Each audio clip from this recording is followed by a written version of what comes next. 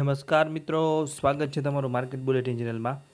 Market bulletin ચેનલમાં આપણે post કરીએ છીએ શેર બજાર તથા આઈપીઓને લગતા તમામ મહત્ત્વના અને સાચા સમાચાર એ પણ આપણી ગુજરાતી ભાષામાં. તો આજના વિડીયોમાં આપણે વાત કરશું મેઇન બોર્ડ આઈપીઓ વિશે. આઈપીઓ વિશે આપણે તમામ વિગતવાર માહિતી મેળવશું એ પણ આપણી ગુજરાતી ભાષામાં. પણ ચેનલ હજુ સુધી તમે સબસ્ક્રાઈબ ન કરી હોય તો જલ્દીથી જ કરી આપજો. આઈપીઓમાં આપણે કંપની વિશે, આઈપીઓના ટાઈમ ટેબલ વિશે અને છેલ્લે તેના નાણાકીય પરિણામ વિશે અને આઈપીઓમાં અરજી કરવી કે નહીં તેના વિશે તમામ વિગતવાર માહિતી મેળવશું. અને આગામી સમયમાં આવી રહ્યા છે 15થી વધુ આઈપીઓ, તો તેના વિશે પણ તમને તમામ વિગતવાર માહિતી આપણી ચેનલ ઉપર મળી રહેશે. તો જલ્દીથી સબસ્ક્રાઈબ કરી નાખજો અને આપણા મિત્રો સાથે પણ શેર કરજો. વાત કરીએ આજે યુરો પ્રતિક સેલ્સ લિમિટેડના આઈપીઓ વિશે. આના વિશે આપણે તમામ વિગતવાર માહિતી મેળવીએ પણ આપણી ગુજરાતી ભાષામાં અને છેલ્લે પણ નિષ્કર્ષ આપશું કે અરજી કરવી કે નહીં. તો શરૂઆત કરશું કંપનીના વ્યવસાયથી, એટલે કંપની પરિચયથી. તો યુરો પ્રતિક ભારતના ડેકોરેટિવ વોલ પેનલ ઉદ્યોગમાં એક અગ્રણી કંપની છે. યુરો પ્રતિક અને તેની સહાયક બ્રાન્ડ ગ્લોરિયો ભારતના ડેકોરેટિવ વોલ પેનલ્સ અને લેમિનેટ ઉદ્યોગમાં એક જાણીતું નામ છે. ટેકનોપેક રિપોર્ટ મુજબ કંપની સંગઠિત બજારમાં 15.87% હિસ્સા સાથે અગ્રણી કંપનીઓમાંથી એક છે. અને નાણાકીય વર્ષ 2023માં ડેકોરેટિવ વોલ પેનલ્સમાં કંપનીની આવક 174.28 કરોડ થઈ હતી. કંપની ફાસ્ટ ફેશન બ્રાન્ડના નવા અભિગમ સાથે કામ કરે છે. છેલ્લા 4 વર્ષમાં 113થી વધુ નવા પ્રોડક્ટ કેટલોગ લોન્ચ કરવાથી સ્પષ્ટ થાય છે. કંપનીના ઉત્પાદનો વોલપેપર, લાકડા અને પેઇન્ટ જેવા પરંપરાગત વિકલ્પો કરતાં વધુ ટકાઉ અને પર્યાવરણ મૈત્રીપૂર્ણ અને ખર્ચ અસરકારક છે. આ ઉત્પાદનો એન્ટીબેક્ટેરિયલ અને એન્ટીફંગલ જેમાં લીડ અને મર્ક્યુરી જેવી ભારી ધાતુઓનો ઉપયોગ થતો નથી.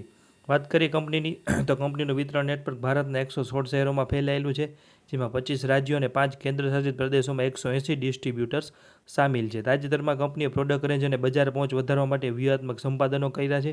નાણાકીય વર્ષ 2024થી સિંગાપુર, યુએઈ, ઓસ્ટ્રેલિયા અને નેપાળ સહિત 6થી વધુ દેશોમાં નિકાસ શરૂ કરી અને વૈશ્વિક બજારોમાં પણ પોતે પ્રવેશ કર્યો છે. કંપનીના મેનેજમેન્ટની મજબૂત ટીમ અને કોન્ટ્રાક્ટ મેન્યુફેક્ચરિંગ મોડલ એ નવીનતમ ડિઝાઇન સ્પેસ ઝડપથી રજૂ કરવામાં મદદ કરે છે. કંપની ભારતમાં ડેકોરેટિવ વોલ પેનલ અને લેમિનેટ ક્ષેત્રે ટોચની કંપનીઓમાંની એક છે. અને કંપની પોતે ઉત્પાદન કરતી નથી, પરંતુ ડિઝાઇનિંગ અને માર્કેટિંગ ઉપર ધ્યાન કેન્દ્રિત કરી અને એસેટ લાઇટ મોડલ ઉપર કામ કરે છે. એટલે કે તે કોન્ટ્રાક્ટ મેન્યુફેક્ચરિંગ પાર્ટનર્સ પાસેથી ઉત્પાદન કરાવે છે.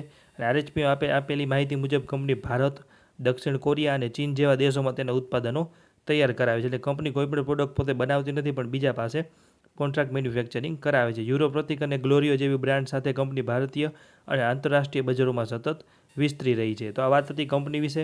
હવે વાત કરીએ આઈપીઓના ટાઈમ ટેબલની. તો આઈપીઓ શરૂ થશે 16 તારીખે, 16 સપ્ટેમ્બરે અને પૂર્ણ થશે 18 સપ્ટેમ્બરે. ફેસ વેલ્યુ છે ₹1, ભાવ છે 235થી 247 રૂપિયા. કર્મચારીઓ માટે ₹13 ડિસ્કાઉન્ટ રાખેલું છે અને લોટ સાઇઝ છે 60 શેરની. આઈપીઓની કુલ સાઇઝ છે 451.32 કરોડ, જે સંપૂર્ણપણે ઓફર ફોર સેલ છે. વાત કરીએ એન્કર બુકની, તો એન્કર બુક 15 સપ્ટેમ્બરે આવશે. હવે વાત કરીએ કેટેગરી ડિટેલ્સની, તો રિટેલર માટે 35%, જેમાં 60 શેરની અરજી કરવાની થશે. રકમ થશે 14,820 અને રિટેલર કોટા માટે 1,06,237 અરજીઓ અનામત રાખવામાં આવેલી છે. સ્મોલ એચએનઆઈ કોટા માટે 5% અનામત છે. લોટ સાઇઝ છે 840 શેરની.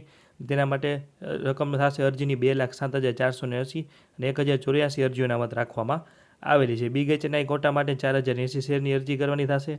રકમ થશે 10,07,760 અને તેના માટે 2,168 અરજીઓ અનામત રાખવામાં આવેલી છે. તો આ વાત કરીએ આપણે આઈપીઓની, તેના ટાઈમ ટેબલની. હવે વાત કરશું આપણે કંપનીના નાણાકીય પરિણામોની. તમામ મિત્રોને ખાસ વિનંતી છે કે આપણો વિડીયો થોડો લાંબો હોય છે, પણ આવી માહિતી હજુ સુધી તમને કોઈ યુટ્યુબ ચેનલ કે વોટ્સઅપ ગ્રુપ પર નથી મળતી. તો આપણો વિડીયો સંપૂર્ણ નિહાળો અને નિહાળ્યા બાદ પણ વિડીયોને જરૂરથી શેર પણ કરજો. વાત કરીએ પરિણામોની, તો 31 માર્ચ 2023 268 કરોડની આવક સામે 59 કરોડનો નફો.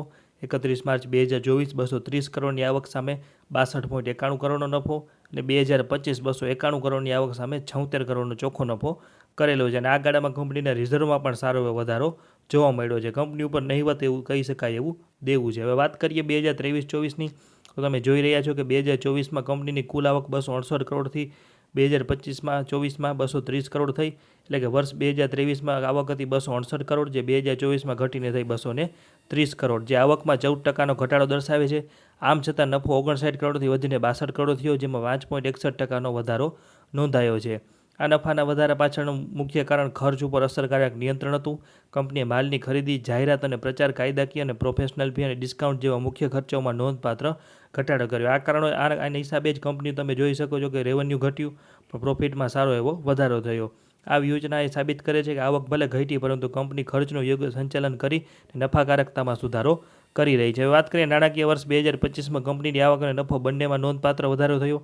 2024માં આવક હતી 230 કરોડ, જે 2025માં વધીને થઈ 291.52 કરોડ. નફો હતો 62 કરોડ, જે વધીને થયો 76 કરોડ. તો કંપનીની કુલ આવક આપણે જેમ વાત કરીએ 230 કરોડથી વધીને 291 કરોડ થઈ, જેમાં 26% વધારો થયો. આ વધારો મુખ્યત્વે વ્યવસાયની કામગીરીમાં થતી આવકમાં 28% વધારાના કારણે થયો છે. આવકમાં વધારો થવા છતાં ખર્ચ ઉપર પણ 32% જેટલો વધ્યો છે. કંપનીના વ્યવસાય વિસ્તરણના ખર્ચ અને વેચાણ વધારવા માટેના રોકાણો દર્શાવે છે. આ રોકાણોમાં માલની ખરીદી, કર્મચારીઓની સંખ્યામાં વધારો અને જાહેરાત પાછળનો ખર્ચ સામેલ છે. પરિણામે કંપનીનો ચોખ્ખો નફો 62.91 કરોડથી વધી અને 76.44 કરોડ થયો, જેમાં 51%નો વધારો થયો. આંકડાઓ કંપની વૃદ્ધિ અને નાણાકીય સ્થિતિની મજબૂતાઈ દર્શાવે છે.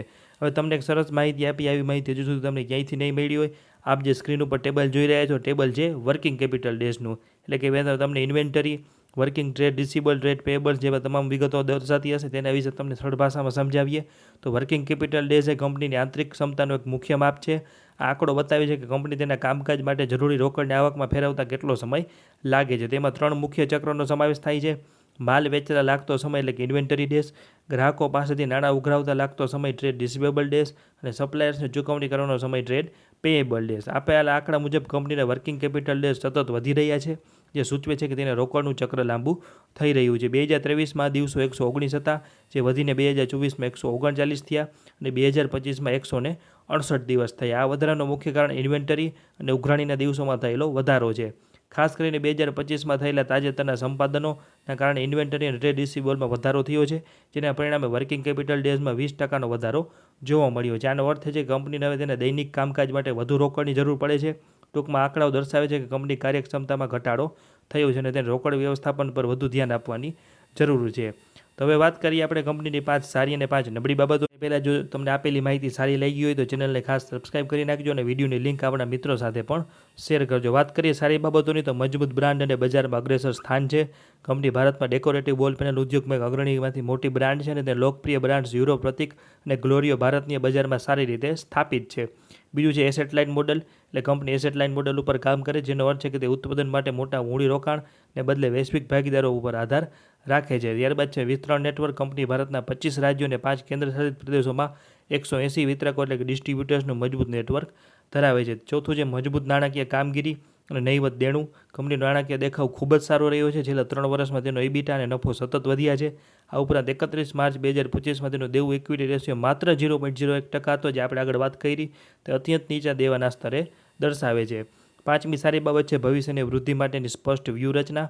કંપની પાસે ભવિષ્યની વૃદ્ધિ માટે સ્પષ્ટ યોજનાઓ છે. તેમાં નવા બજારોમાં ભારત અને વિદેશમાં વિતરણ નેટવર્કનો વિસ્તાર, ઇન્વેન્ટરી મેનેજમેન્ટમાં સુધારો અને ગ્રાહકોની પસંદગી મુજબ નવા ઉત્પાદન રજૂ કરવા ઉપર ધ્યાન કેન્દ્રિત કરવાનો સમાવેશ થાય છે.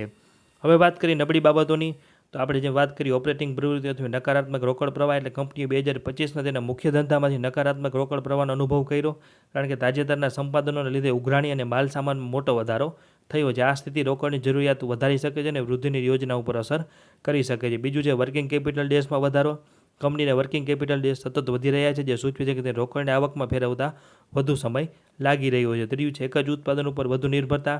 કંપનીની મોટાભાગની આવક ડેકોરેટિવ વોલ પેનલ્સના વેચાણ ઉપર આધારિત છે. જો ઉત્પાદનનું વેચાણ ઘટે અથવા તેના વિકલ્પમાં કોઈ નવી પ્રોડક્ટ બજારમાં આવે તો કંપનીની આવક ઉપર ગંભીર અસર પડી શકે છે. ચોથું છે કોન્ટ્રાક્ટ મેન્યુફેક્ચરિંગ ઉપર સંપૂર્ણ નિર્ભરતા. કંપની પાસે પોતાનું ઉત્પાદન એકમ નથી અને તે તેના બધા જ ઉત્પાદનો માટે કોન્ટ્રાક્ટ મેન્યુફેક્ચર ઉપર નિર્ભર છે. જો આ ભાગીદારો સાથે કોઈ સમસ્યા થાય તો સપ્લાયમાં અવરોધ ઊભો થઈ શકે અને કંપનીને ધંધાને નુકસાન થઈ શકે છે. પાંચમું છે આંતરરાષ્ટ્રીય સપ્લાયર ચેઇનના જોખમો. કંપની ચીન, દક્ષિણ કોરિયા જેવા દેશોમાં તેના ભાગીદારો સાથે કામ કરે છે. આંતરરાષ્ટ્રીય બજારોમાં થતા ફેરફારોના કારણે આયાત ખર્ચ વધી શકે છે અને સપ્લાયમાં અવરોધો આવી શકે છે અને નફાને નુકસાન થઈ શકે છે. હવે વાત કરીએ છેલ્લે કે અરજી કરવી કે નહીં. તેનું આપણું અંગત મંતવ્ય છે કંપની સારી છે, વ્યવસાય સારો છે, નાણાકીય પરિસ્થિતિ પણ સારી છે, કંપની ઉપર કોઈ દેણું નથી, પણ કોઈ પરફેક્ટ લિસ્ટેડ પ્લેયર. કંપનીએ પોતાના RHPમાં 4 લિસ્ટેડ પ્લેયર બતાવ્યા છે, જેમાં એક છે ગ્રીનલેમ લિમિટેડ અને બીજા 3 છે પેન્ટ કંપની. પણ તેનો કોઈ પરફેક્ટ લિસ્ટેડ પ્લેયર ન હોવાથી સરખામણી કરવી થોડી મુશ્કેલ છે. કંપનીનું પોતાનું કોઈ મેન્યુફેક્ચરિંગ નથી, પણ કોન્ટ્રાક્ટ મેન્યુફેક્ચરિંગ ઉપર કંપની નિર્ભર છે. સારું રિઝર્વ છે, પણ IPO 100% ઓફર ફોર સેલ છે. IPOમાંથી કંપનીને એક પણ રૂપિયો નહીં મળે, કારણ કે કંપની પાસે સારું એવું રિઝર્વ આવેલું છે અને થોડુંક વર્કિંગ કેપિટલ દિવસો વધી રહ્યા છે, એ એક થોડા ગંભીર મુદ્દો કહી શકાય. પણ હાલની IPO માર્કેટની પરિસ્થિતિ જોતાં IPOમાં મધ્યમ કે નાનું એવું લિસ્ટિંગ ગેઇન થવાની શક્યતા છે. અમે અંગત રીતે ફક્ત રિટેલર કોટામાં અરજી કરીશું. ત્યારબાદ તમામ મિત્રો એક ખાસ નોંધ લેવી કે સ્ટોક માર્કેટમાં રોકાણ જોખમને આધીન છે. આ કોઈ ખરીદ વેચાણની સલાહ નથી કે ટ્રેડિંગ ટિપ્સ નથી. આ વિડીયોમાં આપેલી માહિતી RHP ઉપરથી લીધેલી છે અને આ વિડીયો બનાવવા પાછળ અમારો કોઈ અંગત ફાયદો નથી. કોઈ પણ પ્રકારનું રોકાણ કરતાં પહેલાં કે IPOમાં એપ્લાય કરતાં પહેલાં આપણે નાણાકીય સલાહકારની સલાહ લેવી જરૂરી છે. તો આ વાત કરીએ આપણે યુરો પ્રતિક શેર્સ લિમિટેડના IPO વિશે અને આગામી સમયમાં આવતા આવા તમામ મેઇન બોર્ડ IPO વિશે તમને સાચી અને આધિકારિક અને જાણવા જેવી માહિતી મળશે ફક્ત માર્કેટ બુલેટિન ચેનલ ઉપર. જલ્દીથી આપણી ચેનલને સબસ્ક્રાઇબ કરજો અને જલ્દીથી આપણા 10,000 સબસ્ક્રાઈબર પૂર્ણ થઈ જાય તેમાં સહયોગ કરજો. આભાર.